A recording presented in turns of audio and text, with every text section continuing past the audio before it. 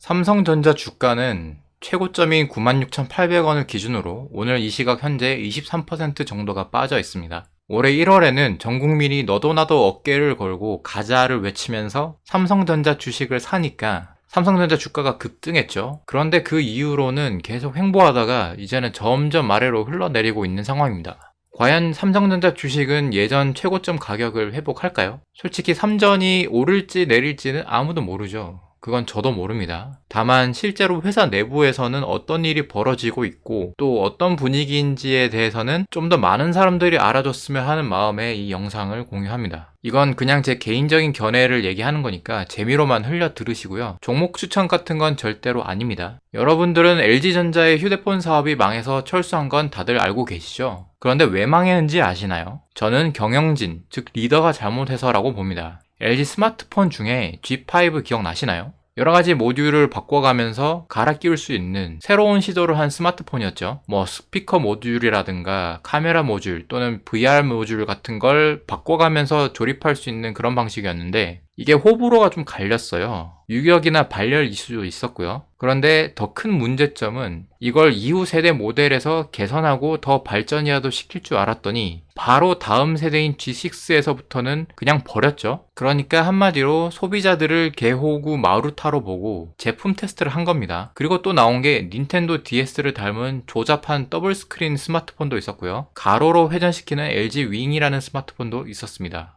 소비자들이 원하지 않는 그런 자꾸 이상한 것만 가지고 와서 실험을 했던 거죠. 그러니까 팬덤이 생길 리가 없고 시장 점유율은 계속해서 떨어지고 매년 적자를 기록했던 거죠. 그런데 이걸 LG 임직원들이 몰랐을까요? 분명히 그들도 경영진에게는 얘기를 했을 거예요. 하지만 경영진은 듣지 않았던 겁니다. LG전자의 경영진은 임직원들의 목소리를 듣지 않았고 대중들의 목소리를 듣지 않은 거예요. 그리고 스마트폰의 기본에 충실하지 않았던 거죠. 사람들이 원했던 건 잔고장이 없고 복잡하지 않은 디자인에 사용하기 편한 스마트폰이었던 거죠. 아이폰이나 갤럭시처럼 스마트폰을 만들 때 품질을 우선으로 해야 되는데 LG폰은 희한하게도 2년 정도만 지나면 저절로 꺼졌다 켜졌다를 반복하는 현상이라든지 아니면 아예 안 켜지는 현상 같은 게 고질적으로 있었죠.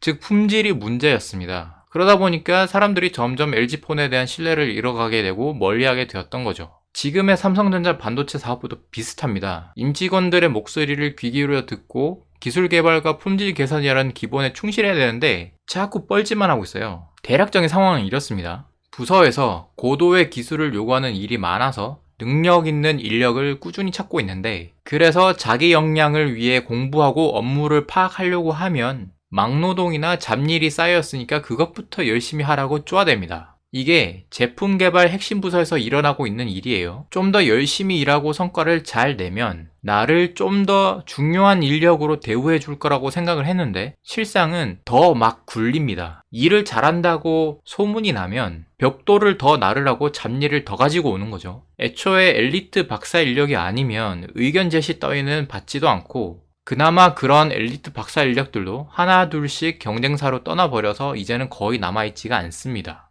잡일만 오랫동안 야근하면서 비비적거리는 사람들이 승진해서 리더와 임원이 되었고 나머지 생각 있는 사람들은 다 도망가는 상황이에요. 반도체라는 게 매우 복잡한 제품이라서 이제는 기술의 난이도가 이 무식한 똥팔육 제조업 감성으로 감당이 안 되는 수준까지 왔는데 임원이며 리더 부장들이며 뭐 이런 사람들이 깊이 아는 게 하나도 없습니다. 숫자로만 성과인 듯이 포장되는 그런 회의 자료나 만들지 이 기술을 진짜로 사용하는 법은 전혀 몰라요. 더군다나 이 본인들 연명하기에 바쁘지 회사나 개발실의 100년 대계는 개나 줘버린 상황입니다. 경쟁사인 하이닉스와 마이크론 같은 경우에는 반도체 공정에 필요한 좋은 설비가 없기 때문에 그 대신 고도의 기술과 노하우를 개발할 수밖에 없었어요. 그 중에 하나가 엣지 공정이라는 건데 자세한 전공 지식은 지루하니까 스킵을 하겠습니다. 그런데 지금은 제품 세대들이 지나면 지날수록 기술력이 더 중요해지고 있는 상황이고 삼성전자에서는 신기술 개발을 거의 멈춘 상태인데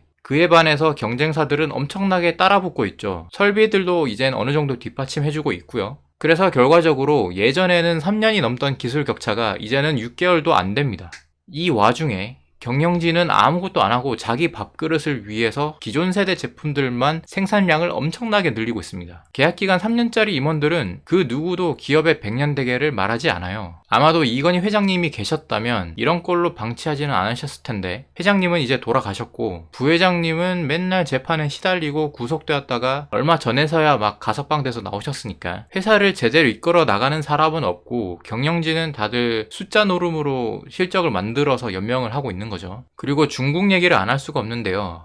중국 반도체 회사들이 다 골로 간다고 알고 계시는데 사실은 그렇지 않습니다. 사람들이 중국 반도체가 망했다고 생각하는 그 중국 반도체의 메인 이슈는 재무적인 문제이지 기술적인 문제가 아닙니다. 특허도 무시하고 쫓아오는 카피캣을 단순한 고양이라고 생각하면 큰 오산이죠. 중국이라는 나라는요, 부족한 분야의 인력 보충과 산업 스파이를 통한 기밀 획득이 아주 빠르게 진행되는 양아치 국가입니다. 게다가 앞으로 게임 체인저가 될 차세대 기술에만 올인 중이죠. 그런데 현재 삼성전자 경영진은 진짜 단 한 개도 중요한 결정을 해주질 않습니다. 실무자들이 결정하고 움직일 수 없는 많은 사안들에 대해서 윗사람들은 대다수가 눈치나 보고 있고 별로 필요도 없는 짜잘한 것들에 대해서만 수없이 검토를 해오라고 요청을 하고 있어요. 반도체같이 경쟁이 심하고 트렌드가 빠르게 변하는 곳에서 지금이야말로 경영진의 비전 제시와 과감한 결정이 어느 때보다 필요한 때인데 아무도 그걸 해주지 않고 있습니다. 왜냐하면 뭔가를 시도했다가 잘못되면 본인들 목이 날아가니까 현상 유지만 하려고 하는 거죠. 이렇게 계속 안정적인 것만 쫓다가는 바로 뒤처질 거예요. 이미 경쟁사들과 격차는 매우 빠르게 줄어들고 있고요. 임원들이 그렇게 아무것도 안 하면서 연봉은 수십억씩 받아가죠. 가장 기피해야 할 리더는 나쁜 결정을 하는 리더가 아니고 결정을 해야 할 타이밍에 결정을 미루는 리더가 가장 나쁜 리더입니다. 신속 정확한 결단력이야말로 리더의 덕목이죠. 그런데 지금의 리더는 그런 덕목이 있는지가 의문입니다. 그리고 또 현재 잘 나가고 있는 유명한 기업들을 보면 한 가지 공통점이 있어요. 네이버 하면 누가 떠오르죠? 네, 이해진 창업자죠. 카카오는 김범수 의장이고요. 테슬라는 앨런 머스크가 있고, 애플은 스티브 잡스가 있었습니다. 마이크로소프트는 빌 게이츠고요. 이렇게 나열해보면 어떤 한 회사가 성장하는 데는 그 회사의 최고 경영자, 즉 최고 대빵의 역할이 매우 크다는 걸 알 수 있죠. 경영자가 그 회사의 성패의 대부분이라고 봐도 무방하겠습니다. 그렇기 때문에 그들은 직원들의 복지와 대우에 많은 신경을 썼었어요. 어느 한 기업의 주가가 오르려면 그 회사가 돈을 잘 벌어야 하고, 돈을 잘 벌려면 제품을 잘 만들어야 하고, 그 제품을 만드는 건 결국 직원들이라는 거를 이 사람들은 잘 알았기 때문에 성과에 대한 보상을 잘 해줬습니다. 이건희 회장님도 마찬가지로 삼성 반도체 임직원들이 자부심을 느낄 수 있도록 대우를 잘해줬죠. 그 유명한 일화가 있잖아요. 그 예전에 삼성 전화기를 전부 다 모아다가 품질이 안 좋은 거는 불태워버렸다고 하죠. 그래서 질이다 질, 품질이다 이렇게 얘기를 하셨었는데, 이런 이건희 회장님이 별세한 지금은 회사의 구심점이 없어졌습니다. 이재용 부회장은 반도체 사업부에 그다지 큰 영향력을 행사하고 있지 않아요. 지금은 김기남 부회장이 반도체 사업부를 이끌고 있는데 직원들을 정말 하찮게 여기고 있습니다. 복지 혜택들도 대폭 줄이고 작년 성과급도 줄였습니다. 거기에 더해서 사업 외적으로 이상한 컨셉에 꽂혀서 직원들을 괴롭히고 있어요.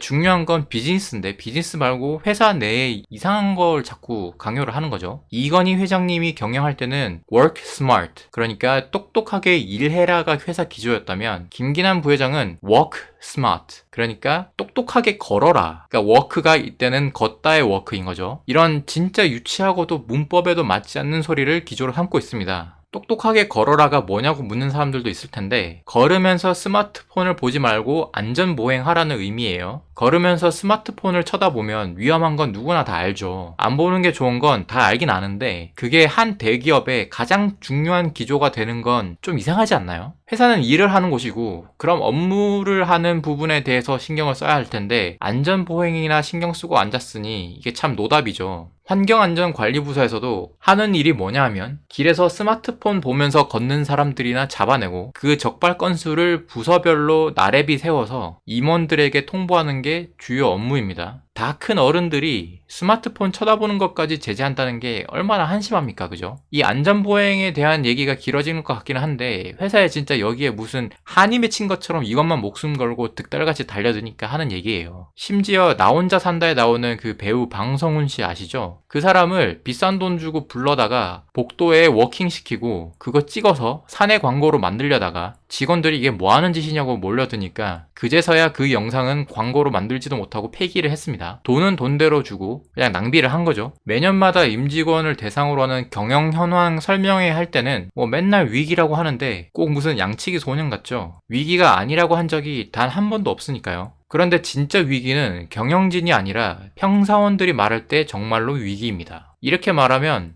다른 회사도 마찬가지다, 아니 뭐 더 심하다 이렇게 말하는 사람도 있을 텐데 대부분의 경우엔 한 회사가 망해도 한국이 망하지 않지만 삼성은 조금만 삐걱거려도 우리나라에 타격이 갑니다. 이건 팩트죠. 평범한 개인의 입장에서 볼 때는 현재 노답인 상황에서 회사에 올인해서 일을 한다고 해도 그 연봉으로 경기도에 아파트도 하나 못 사는데 이제 저는 회사의 뜻을 접고 고과는 포기하고 그냥 다른 곳에서 수익 창출하는데 올인하려고 합니다. 연봉 6천이나 연봉 7천이나 현재 또는 미래에 인생에 있어서 차이가 없으니까요. 여튼간에 저튼간에 대한민국 시총 1위인 삼성전자가 지금까진 잘 해왔는데 앞으로도 잘 해줬으면 하고 응원하는 바람입니다. 오늘도 영상 시청해주셔서 감사하고요. 행복한 하루 되세요.